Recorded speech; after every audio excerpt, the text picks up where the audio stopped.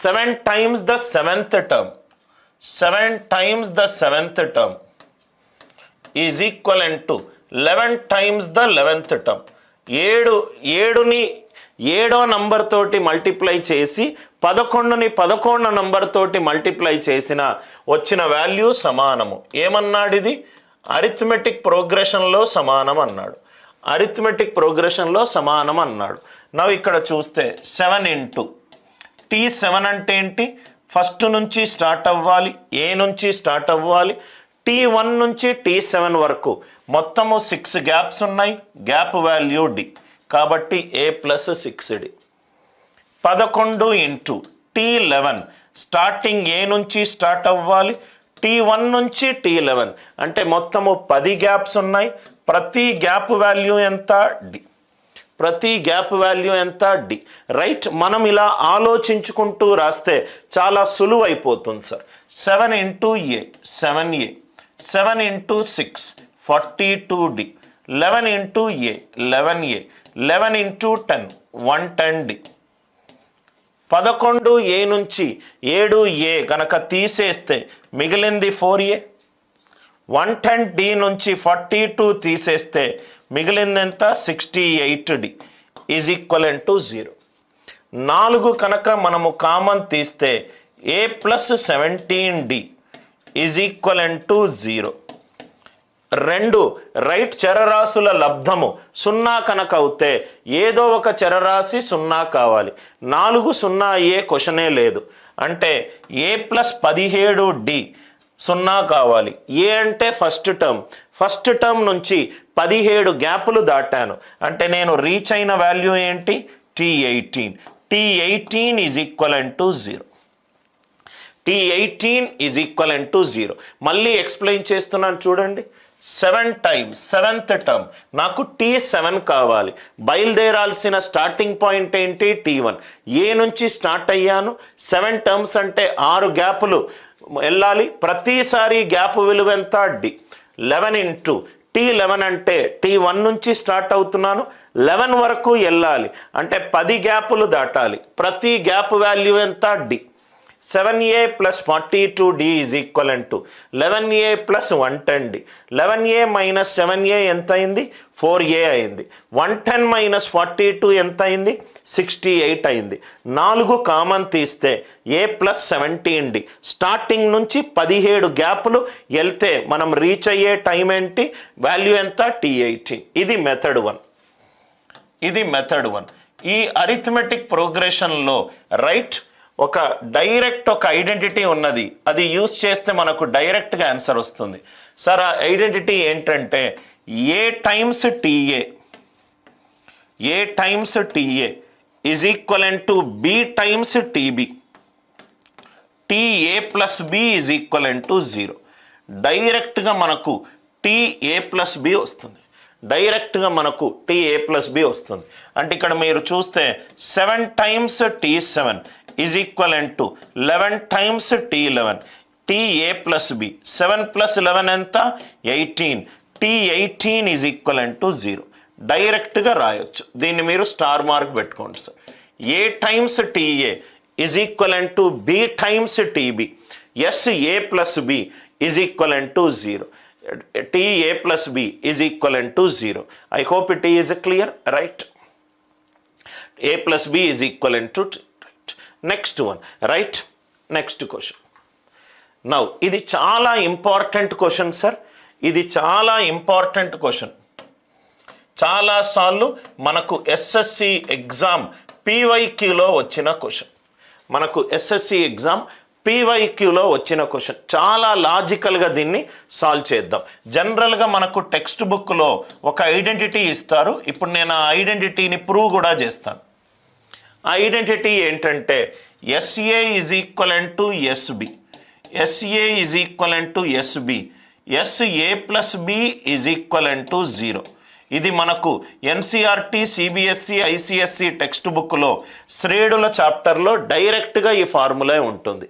దానికి ప్రూఫ్ కూడా చెప్తాను sir. SA equivalent to SB, SA plus B is equivalent to 0. Substitute చేస్తారు. S11 is equivalent to S19, 11 plus 19 is 30, S30 is equivalent to 0. S30 is equivalent to 0. Now, write method 2. ఈ question గనక నాకు ఇస్తే నేను ఇలా solve చేస్తాను sir లాజికల్గా. ఎందుకనంటే మనం ఫస్ట్ క్లాస్లో మధ్యగతము గురించి డిస్కస్ చేశాం కాబట్టి ఆ మెథడ్ యూస్ చేద్దాం. అంకమధ్యమము అనంటే మధ్యస్థానము. అంకమధ్యమం అన్నా గుణమధ్యమం అన్నా ఎప్పుడూ మధ్యస్థానం తీసుకోవాలి. మధ్యస్థానం అంటే ఏంటి? లెఫ్ట్ హ్యాండ్ సైడ్ ఎన్ని వాల్యూలు ఉంటే రైట్ హ్యాండ్ సైడ్ అన్ని వాల్యూలు ఉంటాయి. లెఫ్ట్ సైడ్ నాకు 10 టర్మ్స్ ఉంటే రైట్ సైడ్ కూడా నాకు 10 టర్మ్స్ ఉంటాయి. లెఫ్ట్ సైడ్ 6 టర్మ్స్ ఉంటే రైట్ సైడ్ కూడా నాకు 6 టర్మ్స్ ఉంటాయి. ఈ క్వశ్చన్ని చాలా మధ్యగతము నుంచి సాల్వ్ చేద్దాం. సమ్ ఆఫ్ ఫస్ట్ 11 టర్మ్స్, 11 టర్ములను కూడితే ఆ 11 టర్మ్స్ని T1, T2, T3, T11 అని అనుకుంటున్నాను. వీటన్నిటినీ కూడితే వచ్చేదే S11 is equivalent to some of 19. అదే సీక్వెన్స్లో ఫస్ట్ 11 ఈజ్ ఈక్వలెంట్ టు మొత్తము 19. T12, 13, 14, 15, 16, 17, 18, 19. ఒక సీక్వెన్స్ ఉందట సార్. కొన్ని ఎలిమెంట్లు వరుసగా రాసుకుంటూ వెళ్ళాను. రాసుకున్న తర్వాత వాడు క్వశ్చన్లో ఏమన్నాడంటే ఫస్ట్ 11 టర్మ్స్ని కూడితే నాకు ఎంతైతే వాల్యూ వచ్చిందో మొత్తము 19 టర్మ్స్ని కూడితే నాకు అంతే వాల్యూ వచ్చింది. క్వశ్చన్ అర్థమైంది కదా సార్? ఈ మొత్తాన్ని కూడితే నాకు ఎంత వాల్యూ వచ్చిందో అది మొత్తము 19 టర్మ్స్ కూడితే నాకు అంతే వాల్యూకి సమానం అన్నాడు. ఫస్ట్ 11 ఈజ్ ఈక్వలెంట్ టు మొత్తం 19. దీన్ని లాజికల్గా ఆలోచిస్తే సమ్ ఆఫ్ ఫస్ట్ 11 టర్మ్స్ని కూడి మిగతా 8 టర్మ్స్ని కూడితే అది దేనికి ఈక్వల్ అవ్వాలి? 19 టర్మ్స్కి ఈక్వల్ అవ్వాలి. అంతే కదా సార్? ఇక్కడి నుంచి ఇక్కడ వరకు T1 plus T2 and so on up to T11, T12 నుంచి T19 కూడుకుంటూ వెళ్తే ఇది కూడాను కూడితే మొత్తం ఎంత వస్తుంది? 19 వస్తుంది. కానీ నా క్వశ్చన్లో ఈ రెండు సమానం అన్నాడు. అంటే ఇది సమానం గనక అవుతే సమ్ ఆఫ్ నెక్స్ట్ 8 టర్మ్స్ ఏమవుతుంది? 0 అవుతుంది. సమ్ ఆఫ్ నెక్స్ట్ 8 టర్మ్స్ ఏమవుతుంది? 0 అవుతుంది. సమ్ కూడిన వాల్యూ కనుక 0 అవుతే దీని యొక్క సగటు ఏమవుతుంది? ఆర్ అంక మధ్యమము ఏమవుతుంది? సగటు అని అంటే కూడిన మొత్తము బై నంబర్ ఆఫ్ వాల్యూస్. మొత్తము 8 టర్మ్స్ని కూడితే 0 వచ్చింది అంటే ఇది కూడా 0 అవుతుంది. ఈ 8 టర్మ్స్ చిట్ట చివరి యొక్క 8 టర్మ్స్ యొక్క సగటు ఎంత అవుతుంది సార్? 0 అవుతుంది. సార్ ఎందుకు సార్ 0 అవుతుంది? First 11 plus next 8 equivalent to total 19. First 11 plus next 8 is equivalent to మొత్తం 19. ఇది first 11 is equivalent to total 19 అంటే సమ్ ఆఫ్ నెక్స్ట్ 8 ఏమవుతుంది? 0 అవుతుంది. సమ్ ఆఫ్ నెక్స్ట్ 8 ఏమవుతుంది? 0 అవుతుంది. 0 అని అంటే 4 to the left, 4 to the right. మధ్యగతం వాల్యూ ఏంటి సార్? మధ్యగతం అంటే లెఫ్ట్ సైడ్ ఎన్నైతే టర్మ్స్ ఉంటాయో రైట్ సైడ్ అన్ని టర్మ్సే ఉంటాయి. 4 లెఫ్ట్, 4 రైట్. మధ్యగతం అంటే ఏంటి? T15.5 0. 15.5 క్వశ్చన్లో ఏమడుగుతున్నాడు? సమ్ ఆఫ్ 30 టర్మ్స్ అడుగుతున్నాడు. 30 టర్మ్స్ అంటే 15 టర్మ్స్ లెఫ్ట్ సైడ్ ఉంటుంది, 15 టర్మ్స్ రైట్ సైడ్ ఉంటుంది. మిడ్ వాల్యూ ఎంత? 15.5. సగటు 0 అయినప్పుడు సమ్ ఎంత అవుతుంది? 0 అవుతుంది.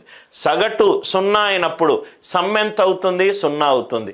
ఈ క్వశ్చన్లో రూట్ కాజ్ ఏంటంటే ఏవైతే చిట్ట చివరి 8 టర్మ్స్ ఉన్నాయో దాని సగటు ఏదైతే ఉందో దాని సగటు ఏదైతుందో అది అడిగిన క్వశ్చన్కి సగటు, అది అడిగిన క్వశ్చన్కి సగటు. మళ్ళీ ఎక్స్ప్లెయిన్ చేస్తున్నాను. First 11 terms is equivalent to మొత్తం 19 టర్మ్స్ అంటే చిట్ట చివరి 8 టర్మ్స్ కూడితే 0 రావాలి. 8 నంబర్లను కూడితే 0 రావాలి. ప్రతి ఒక్కటి 0 వాల్యూ అని చెప్పలేదు, అది అవ్వచ్చు అవ్వకపోవచ్చు. చిట్ట చివరి 8 సంఖ్యలను కూడితే నాకు 0 రావాలి. కూడితే 0 వస్తే, సమ్ గనక 0 వస్తే ఈ చిట్ట చివరి 8 టర్మ్స్ యొక్క అంక మధ్యమము కూడా నాకు 0 రావాలి. ఎందుకంటే కూడితే 0 వచ్చింది కాబట్టి. 4 లెఫ్ట్ 4 రైట్, 4 లెఫ్ట్ 4 రైట్. అంక మధ్యమం ఎంత సార్? 15.5. సగటు 0 అయినప్పుడు నాకు మొత్తం కావాల్సింది 30 terms. 15 to the left, 15 to the right. Mid value ఎంత? 15.5. మిడ్ వాల్యూ ఎంత? 15.5. మళ్ళీ చెప్తున్నాను, ఈ క్వశ్చన్ యొక్క రూట్ కాజ్ ఏంటంటే చిట్ట చివర ఏదైతే 8 టర్మ్స్ ఇచ్చాడో దాంట్లో ఉన్న సగటు క్వశ్చన్ సగటుకి, కాబట్టి నేను ఆ 2 డాట్స్ని కనెక్ట్ చేయగలిగాను. ఈ లాజిక్ అందరికీ అర్థమైంది కదా సార్?